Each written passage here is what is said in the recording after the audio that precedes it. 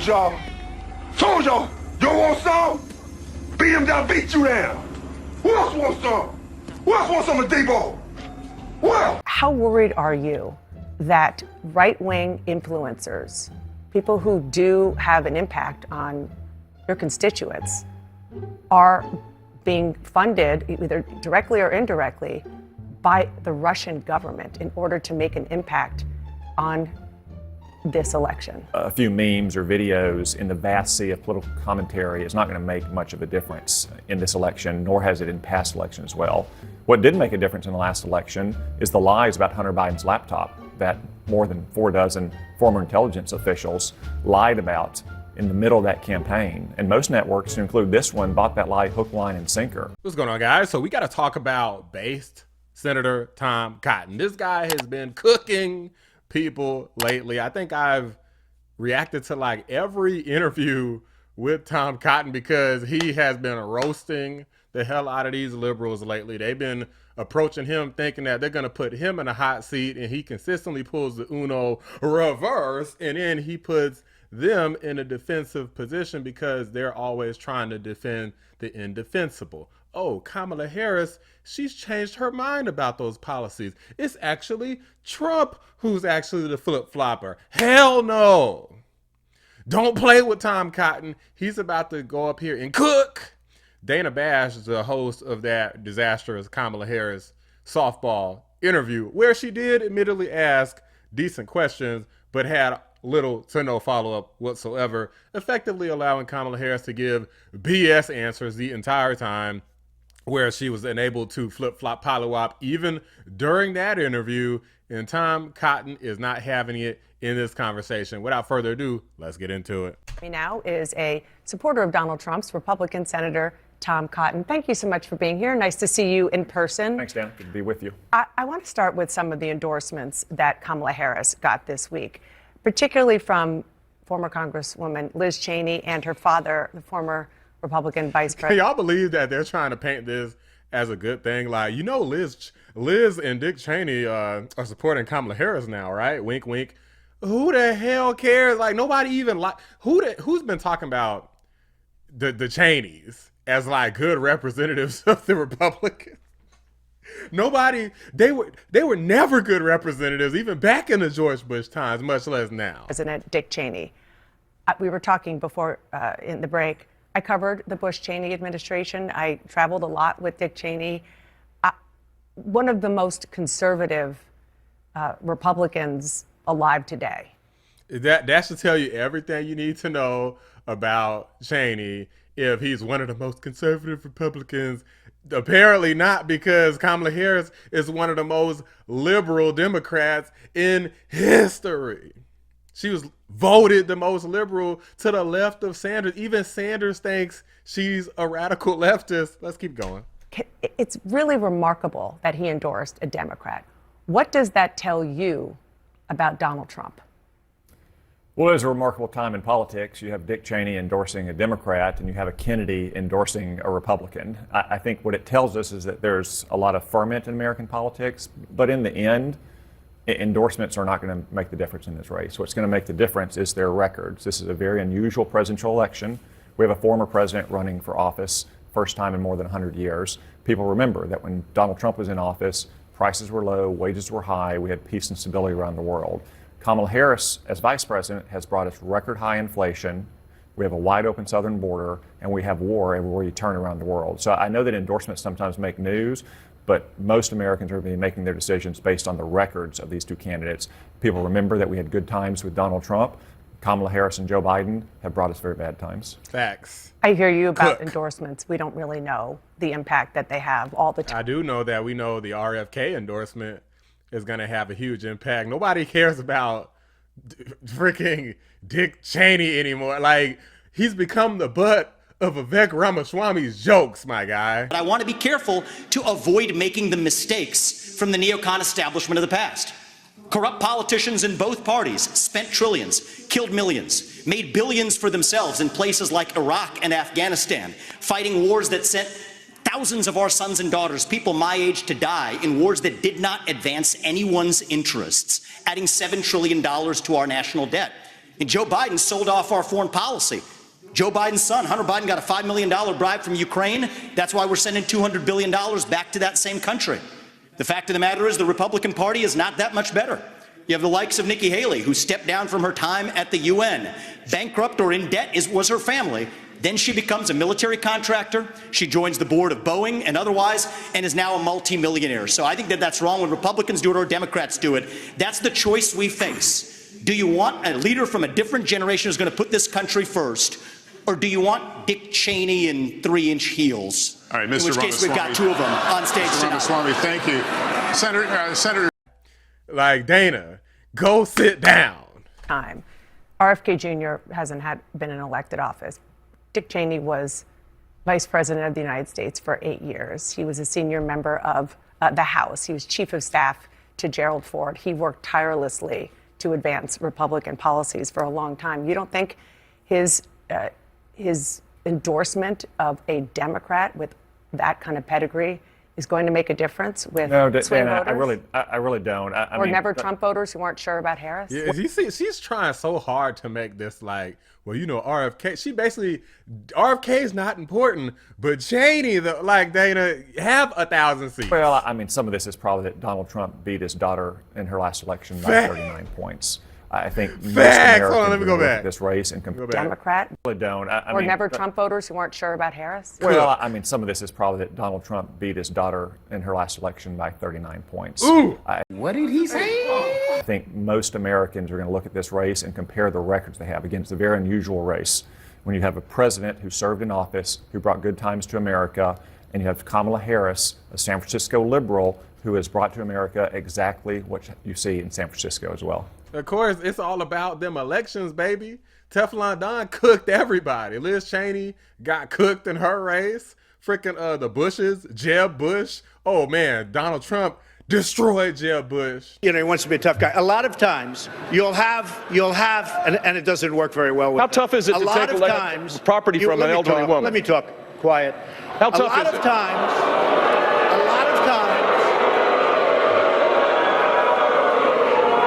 that's all of his donors and special interests out there.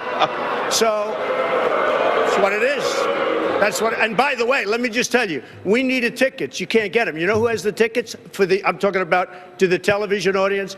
Donors, special interests, the people that are putting up the money. So it is. The RNC told us we have all donors in the audience, and the reason they're not loving me, the reason they're not loving me is I don't want their money. I'm going to do the right thing for the American public. I don't want their money. I don't need their money. And I'm the only one up here that can say that. I know so many of the people in the audience. And by the way, I'm a self-funder. I have my wife and I have my son. That's all I have.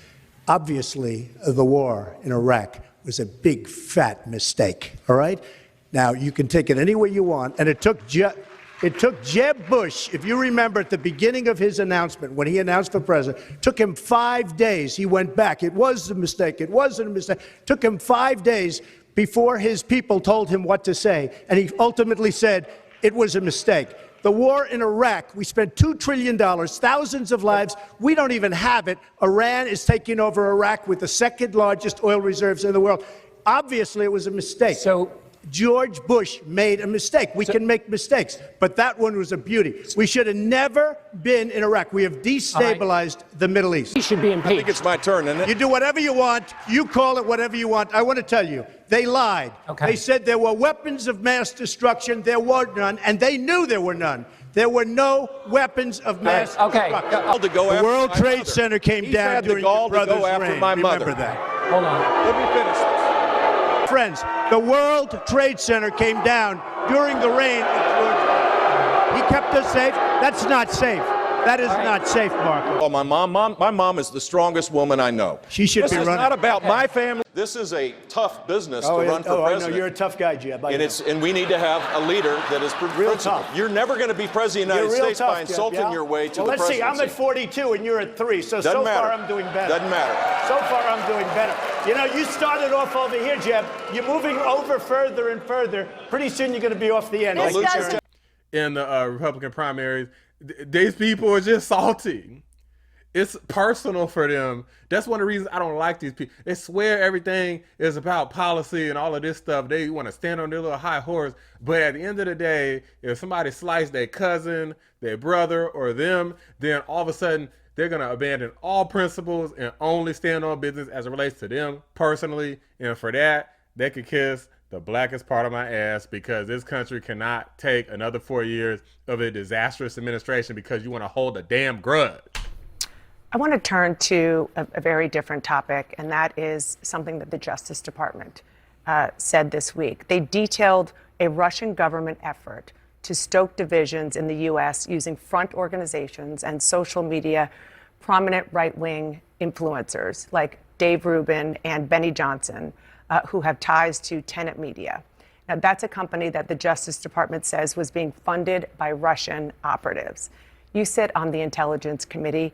How worried are you that right-wing influencers, people who do have an impact on your constituents, are being funded either directly or indirectly by the Russian government in order to make an impact on this election? Well, first off, Dana, we haven't been in session, so I haven't seen any intelligence about this matter. I've only seen the allegations I've read in the newspaper. People should not knowingly take money from the government of Russia or Iran or China or any other adversarial nation to try to influence the election. But I also think it's fair to say that a few memes or videos in the vast sea of political commentary is not going to make much of a difference in this election, nor has it in past elections as well. What did make a difference in the last election is the lies about Hunter Biden's laptop that more than 4 dozen former intelligence officials lied about in the middle of that campaign. Who all of whom should be prosecuted, every last one of them. I want to hear nothing about this lawfare. It's not lawfare when you're a proven liar. It's extremely obvious. We know it wasn't Russian disinformation. We know that they knew that. We know they lied about it, and they lied right before the election. Election interference, lock them up. Those networks, to include this one, bought that lie hook, line, and sinker. That did make a difference in the election. But I think a few videos or commentaries, which again, you shouldn't do if you're out there in the business of commentating on elections, is not going to make a difference in the vast sea of commentary we see. It sounds to me like you're downplaying the fact that Vladimir Putin is using people like Dave Rubin, whose show you went on in February, as a tool for his propaganda. So I'm not downplaying Vladimir Putin's design. It's literally allegations, and in the allegations, they claim that these influencers were victims. What the hell? This lady... Okay. Or Xi Jinping's designs, or the Ayatollah's designs to try to influence our election. But using money to try to promote memes or videos on the internet is not exactly going to make a huge difference. Again, you shouldn't knowingly do that. I don't know if any of these people knowingly did it. You know young people who some people only get their information from those memes and videos. But Dana, what would be catastrophic is if a foreign government, say, hacked into the voter registration system during voting, or hacked into election machines and erased votes, or turned off the electricity in a big city on election day. Those are things that are serious threats. A few videos and memes. Are those active threats? Are you? Is that I am worried about those kind of threats, sure. Is that based on what you're being briefed on? It's based on the vulnerabilities that all of our infrastructure around the country has. That worries me a lot more than a few videos or memes. Again, this is the kind of thing that foreign governments like Russia does, and no one should knowingly and wittingly partake in it. But it's really not all that consequential in the grand scheme of things. She's trying to downplay it. Bear in mind, it's just allegations. She's trying to downplay something that Russia might, or any country could actually do, which is attack us in some sort of cyber attack, as opposed to performing, like just sending some money over to partner with, basically Tenet Media, who partners with these other bigger influencers, and they just make videos on YouTube and on X and stuff like that. And she's saying, well, you're downplaying that. Like, what the hell are you talking about? You know what it is? They don't want people getting information from places that they don't like. They see this as a perfect golden opportunity to deplatform right-wing influencers who they disagree with. That's really all this is about. That's why she wants to talk about that and why she wants to push it as some big scary issue. It's all the young people are listening to this. Kamala Harris pushes disinformation, especially on her Kamala Harris. It's like Kamala HQ account on the X platform. Oh yeah, she pushes disinformation on a daily basis. All they do is just make shit up. It's ridiculous. I want to ask you about another topic that is very much in the news this week, and that is the shooting in Georgia. We've all been seeing the texts, the heartbreaking texts, especially as parents, of students saying, "I love you," to their parents, students using the shirts off their backs to try to save their teacher. Republican vice presidential nominee J.D. Vance said after the shooting, quote, "I don't like that this is a fact of life," adding, "We don't have to like the reality that we live in, but it is the reality we live in." Do you accept that school shootings like this are just a way of life now? No, absolutely not. And J.D. Vance doesn't either. He said that he doesn't want them to be a fact of life. And this week, the Associated Press got caught distorting that quote from him so bad that they had to retract it. But here's what we also know about that shooting, even as we're still gathering all the facts. It wasn't as bad as it might have been because there was a police officer on the school premises that was able to neutralize the shooter. Kamala Harris wants to take police officers out of school. She said it in the past. That's her position. It's not surprising because she's consistently taken positions against law enforcement throughout her career as a San Francisco liberal. If that police officer hadn't been there, if Kamala Harris had gotten her way, many more students and teachers might have been killed. She was attacked when she ran for president in the Democratic primary. They were calling her Kamala Cop because she was the opposite of what you were saying. But I just want to stay on this topic. Here's the thing about Kamala Harris. Kamala Harris has flip-flopped on these issues. She's prosecuted a lot of people for stupid drug charges, but at the same time has advocated for defunding the police, raised money to get violent rioters out of prison for committing violent crimes and burning down buildings. So Kamala Harris has a very poor record in either direction. She doesn't know what the hell direction she wants to go. She's like a blank slate. Like, just picture my face just blank. It's like there's nothing there. Just imagine a hole where there's supposed to be somebody's heart. There's nothing there. There's no soul to this lady. She's an empty vessel, a puppet. Of school shootings, because you're right, it could have been so much worse. And they do have measures in place in this school. But the fact that there are mental health problems, and we don't know exactly what was going on with this 14-year-old, 14. But there are mental health problems all across the world right now. It's bad. The difference between other countries and this country is that it is being expressed with gun violence. Is it not time to figure out a way to mitigate that part of the equation when it is affecting our children so often?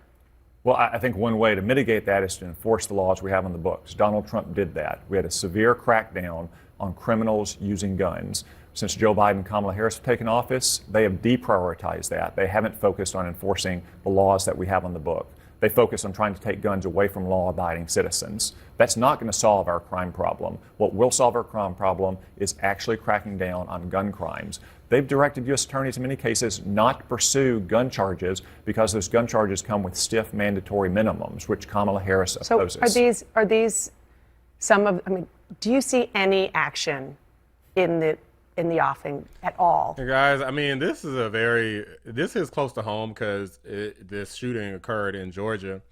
And here's the thing. I mean, this guy gave a gun to his son, 14-year-old. Now, in Georgia law, you got to be 18 years old. There's no, like, with the whole Kyle Rittenhouse thing, a lot of people didn't know you could be under 18. In Georgia, you got to be 18 years old. You can't just give somebody a gun at 14. You especially shouldn't give them a gun if the FBI, anyone from any type of law enforcement has already warned you that your son is a threat. So this was just stupidity and negligence, plain and simple. There wasn't some sort of problem with the law that allowed this to happen. This was really the dad's fault. Like I mean, the kid, of course, people are going to blame the child, but it was really the dad's fault for even giving the gun to their child. In the wake of this once again, or is it just going to be enforce the laws on the books? Well, again, enforcing laws on the books is one way to stop gun crime. Another way is to keep police officers at schools. Many schools across the country have police officers, but Kamala Harris and her friends on the radical left were successful in getting police officers out of many schools during the BLM riots in 2020 and what followed. So Congress won't do anything?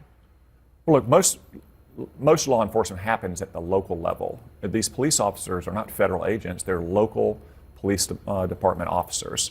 But again, Kamala Harris and her friends on the radical left who oppose law enforcement, they wanted to get them out of schools. That's one way. It's not the only way, and it's not a silver bullet, but that's one way to help protect these schools, among many others. Before I let you go, if Donald Trump wins, do you want to be defense secretary?